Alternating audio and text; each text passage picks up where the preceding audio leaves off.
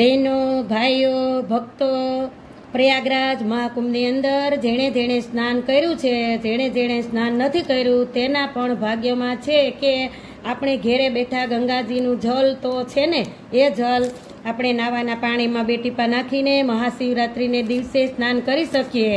મહાશિવરાત્રિનું સ્નાન મોટામાં મોટું સ્નાન ગણાય છે અને કુંભમેળાનું એ છેલ્લું સ્નાન છે. કહેવાય છે ને કે મનસંગા તો કાથરોટમાં ગંગા.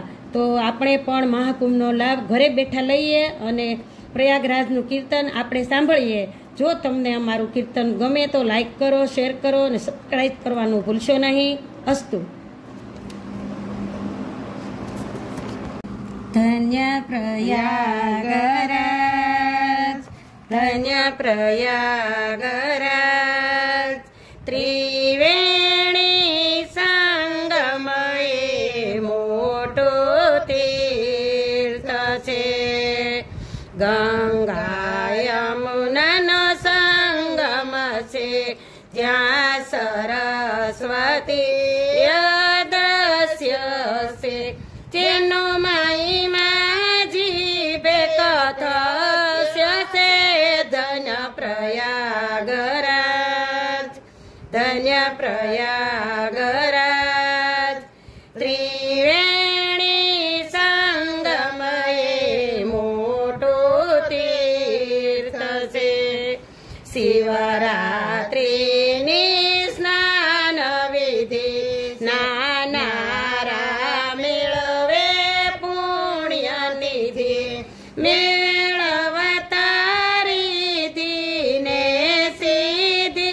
ધન્ય પ્રયાગરાજ, ધન્ય પ્રયાગરાજ, ત્રિવેણી સંગમએ મોટો તીર્થ છે. સવ ભક્તિ પૂર્વક સ્નાન કરે, વળી અક્ષય વટને સ્પર્શ કરે. ભક્તો ગંગા જમનાની પૂજા કરે.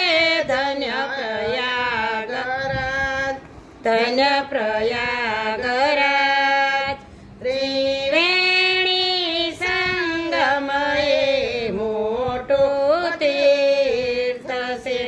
જ્યાં થાય ઋષિ જનનો મેળો, સંત સમાજ થતો જ્યાં ભેળો. દર્શન કરવા પુનિત ઘેલો.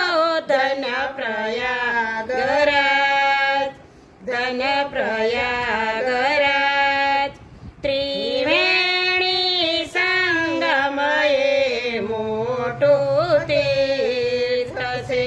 ધન્ય પ્રયાગરાજ, ધન્ય પ્રયાગરાજ, ત્રિવેણી સંગમએ મોટો તીર્થ છે. બોલો શ્રી ઉમિયા માતની જય.